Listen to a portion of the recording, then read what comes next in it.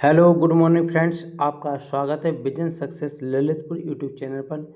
और आपके लिए यहाँ पर यूपी टीटी से संबंधित बाल मनोविज्ञान, पर्यावरण, हिंदी तथा संस्कृत की क्लासेस दी जा रही हैं। तो आप लोगों से रिक्वेस्ट है कि आप लोग चैनल को लाइक, सब्सक्राइब एवं शेयर अधिक से अधिक करिए।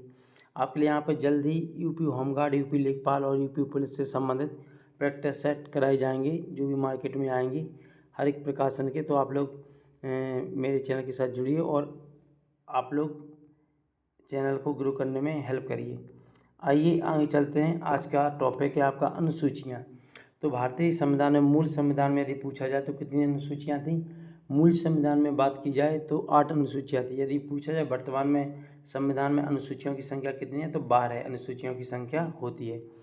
भारत के मूल संविधान में 8 अनुसूचियाँ थीं, वर्तमान में 12 अनुसूचियाँ हैं। पहली अनुसूची, और ऐसा प्रश्न पूछा जाता है कि पहली अनुसूची में किससे संबंधित, दूसरी अनुसूची किससे संबंधित है, तो आप लोगों को याद रखना है। देखिए, पहली अनुसूची है जो राज्य व संघ राज्य क्षेत्र से संबंधित है। इसमें राज्य और संघ राज्य क्षेत्र के बारे में बताया गया है। दूसरी अनुसूची जो है भारतीय संघ के पदाधिकारियों को मिलने वाले वेतन, भत्ते तथा पेंशन आदि का उल्लेख किया गया है। जो भी आपके अधिकारी हैं, जैसे डीएम, एसडीएम तथा जो आपके विधायक होते हैं, ठीक है ना, तो उनकी जो पेंशन और भत्ते होते हैं उनके बारे में दूसरी अनुसूची के बारे में उल्लेख किया गया है। दूसरी अनुसूची में उल्लेख किया गया है वेतन, भत्ते तथा पेंशन। तीसरी अनुसूची की बात करते हैं तो भारतीय संघ के कुछ पदाधिकारियों की शपथ और प्रतिज्ञान के प्रारूप आदि का वर्णन मिलता है। यानी जो भी आपके जो भारतीय संघ के जो पदाधिकारी होते हैं तो उनकी शपथ के बारे में तीसरी अनुसूची में इसका विवरण देखने को मिलता है। चौथी अनुसूची में देखिए तो भारत के राज्यों तथा संघ राज्य क्षेत्र जैसे कि जम्मू और कश्मीर, दिल्ली और पुडुचेरी की राज्यसभा में प्रतिनिधित्व का विवरण मिलता है। तो आपको ज्ञात होगा कि जो हमारी केंद्र सरकार होती है तो उसमें जो केंद्र में आने वाले राज्यों से संबंधित वहाँ पे के जो राज्यपाल होते हैं तो उनका प्रतिनिधित्व मिलता है। कौन, उनके बारे में विवरण देखने को मिलता है।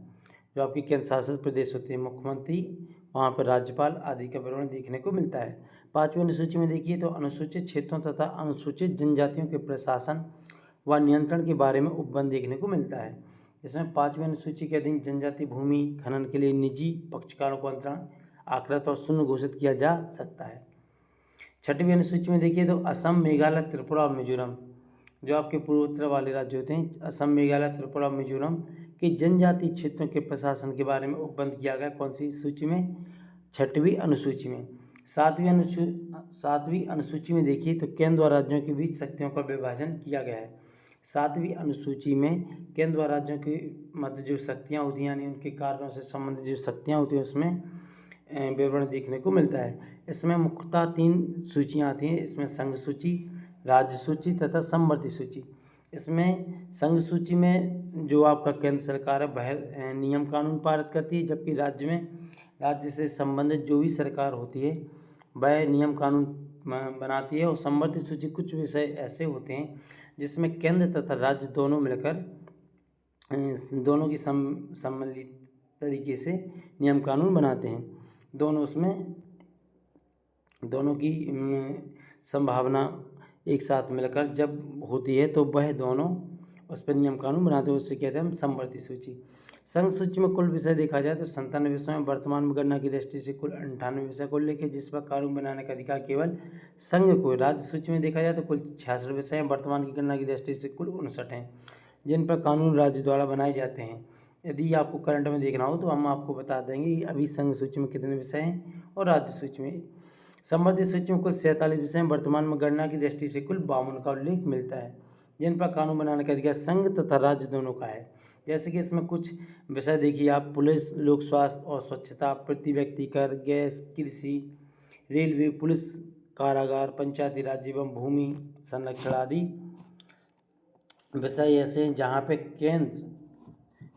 पे कौन सा वो बनाता है, समवर्ती सूची के अंतर्गत आने वाले विषय होते हैं जिन पर केंद्र तथा राज्य दोनों मिलकर इसमें नियम कानून बनाते हैं। आइए आगे देखते हैं। सुधार राज्य सूची विषय है रेडियो, टेलीविजन, शेयर बाजार, डाकघर, बचत बैंक, जनगणना, बैंकिंग, बीमा, रक्षा, रेलवे, निगम कर संघ सूची के विषय हैं। तो आपको याद रखना है किसके अंतर्गत आते हैं, संघ सूची के विषय हैं। आपके संघ सूची के विषय आर्थिक योजना, आपराधिक मामले, जनसंख्या नियंत्रण और परिवार नियोजन, शिक्षा, वन, दंड प्रक्रिया, विवाह विच्छेद, तलाक एवं गोद लेना। समवर्ती सूची के विषय देखिए, समवर्ती सूची के विषय अलग बताए गए हैं, जबकि संघ सूची के विषय अलग बताए गए हैं। तो आप लोगों को यह चीज़ याद रखना है। बैंकिंग, बीमा, रक्षा, रेलवे, निगम कर, ये सभी किसके हैं, संघ सूची के विषय हैं। आपको नोट करना है बहुत अच्छे तरीके से। 8वीं अनुसूची में देखिए तो इसमें भारतीय संविधान द्वारा वर्तमान में मान्यता प्राप्त 22 भाषाओं को उल्लेख किया गया है। यह प्रश्न पूछा जाता है कि भारतीय संविधान में जो आपकी भाषाओं का उल्लेख किया गया वह किस अनुसूची में किया गया है। तो आपको याद रखना है भारतीय संविधान में जो 22 भाषाओं का उल्लेख मिलता है वह आपकी 8वीं अनुसूची में देखने को मिलता है। यह भी प्रश्न पूछा जाता है कि वर्तमान जो प्रारंभ में जब संविधान बना था तो उसमें कितनी भाषाएं थी, जो मूलतः इसमें 14 भाषाएं थी। कितनी थी, 14 भाषाएं थी। वर्ष 1967 में सिंधी को 21वीं संविधान संशोधन द्वारा और वर्ष 1992 में कोंकणी भाषा, नेपाली तथा मणिपुरी को 71वीं संविधान संशोधन द्वारा और वर्ष 2004 में संथाली, डोंगरी, मैथिली तथा बोडो को 92वें संविधान संशोधन 2003 द्वारा 8वीं अनुसूची में शामिल किया गया था। तो देखिए इसमें आपको याद रखना है जो सर्वप्रथम आपका संविधान संशोधन हुआ था तो वर्ष 1967 में सिंधी को 21वें संविधान संशोधन द्वारा, कब, 21वें संविधान संशोधन द्वारा, और कोंकणी, नेपाली तथा मणिपुरी को 71वें संविधान संशोधन द्वारा। आपको याद रखना है वर्ष 1992 की बात है।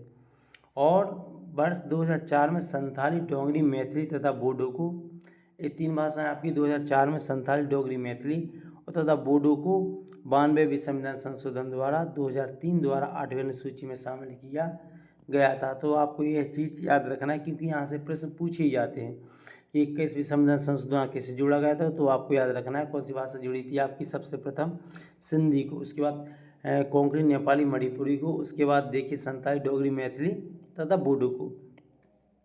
आइए बात करते हैं 9वीं अनुसूची, विशिष्ट अधिनियमों और विनियमों का विधि मानकरण है। प्रथम संविधान संशोधन अधिनियम 1951 द्वारा संविधान में शामिल 9वीं अनुसूची को भारत के प्रथम प्रधानमंत्री जवाहरलाल नेहरू के कार्यकाल के दौरान भारतीय संविधान में शामिल किया गया था। अब पूछा जाता है कि प्रथम संविधान संशोधन अधिनियम 1951 द्वारा किससे शामिल किया गया था। तो आपको याद रखना है इसमें 9वीं अनुसूची को भारत के प्रथम प्रधानमंत्री पंडित नेहरू जी के कार्यकाल के दौरान भारतीय संविधान में शामिल किया गया था। वर्तमान में मई 2022 की स्थिति के अनुसार अनुसूची में 282 अधिनियम है। ऐप 2022 का डाटा है तो आपको आगे अपडेट कर दिया जाएगा। 10वीं अनुसूची वेरी वेरी इंपॉर्टेंट, कई बार प्रश्न पूछी जाती है कि दल परिवर्तन के आधार पर नेहरता के बारे में उपबंध है। दल परिवर्तन, एक दल से दूसरे दल में जो राजनीतिक पार्टियां होती हैं वह एक्सचेंज करती रहती हैं, एक दल से दूसरे दल में जाती रहती हैं। तो इसमें किस सूची में बताया गया है, आपको याद रखना है दल बदल से संबंधित सूची है अनुसूची 10वीं अनुसूची। 52वें संविधान संशोधन अधिनियम 1985 द्वारा संविधान में शामिल किया गया था। 11वीं अनुसूची देखिए तो पंचायतों के अधिकार, प्राधिकार तथा दायित्व आदि के बारे में उपबंध बताया गया है। 11वीं अनुसूची बहुत इंपॉर्टेंट होती है क्योंकि इसमें पंचायतों के जो अधिकार होते हैं उसके बारे में बताया गया है। 73वें संविधान संशोधन अधिनियम 1992 द्वारा संविधान में शामिल किया गया था। इस अनुसूची में पंचायती राज से संबंधित 29 विषय हैं। आइए तो आपको याद रखना है कौन सी अनुसूची, 73वें संविधान संशोधन अधिनियम 1992 द्वारा कौन सी अनुसूची शामिल की गई थी। तो 11वीं अनुसूची जो किससे संबंधित होती है, वह पंचायती राज्यों से संबंधित होती है। यह प्रश्न कई बार पूछा जा चुका है, इसकी आने की प्रबल संभावना होती है तो आप लोग याद कर लेना अच्छे से। 12वीं अनुसूची होती है जो नगर पालिकाओं के अधिकार से संबंधित होती है। यह प्रश्न 11वीं अनुसूची और 12वीं अनुसूची वाला प्रश्न यूपीटीटी परीक्षा और सुपर टेट की परीक्षा में पूछा जा चुका है तो आप लोग याद रखना है बहुत अच्छे से।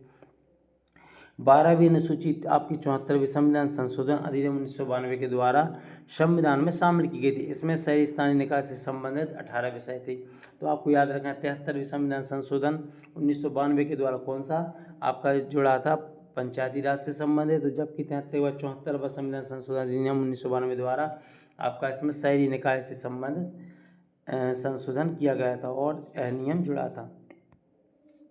आपका अनुसूची से संबंधित बहुत महत्वपूर्ण वीडियो हुआ। आप लोग इसमें जाके आप लोग कई बार इसको देखिए, अपने नोट्स जो आप बना रहे हैं उसमें नोट करिए, क्योंकि यहाँ से प्रश्न बनते बनते जो हाईलाइट हैं वह बहुत इंपॉर्टेंट प्रश्न होते हैं, बार बार परीक्षा में पूछे जाते हैं। चलिए आप लोग सपोर्ट कर दीजिए चैनल आगे बढ़ते रहे, लाइक सब्सक्राइब शेयर अधिक से अधिक करिए, जिससे आपकी हेल्प की जा सके ज़्यादा से ज़्यादा। चलिए जुड़ते हैं अगली क्लास में। थैंक यू, धन्यवाद।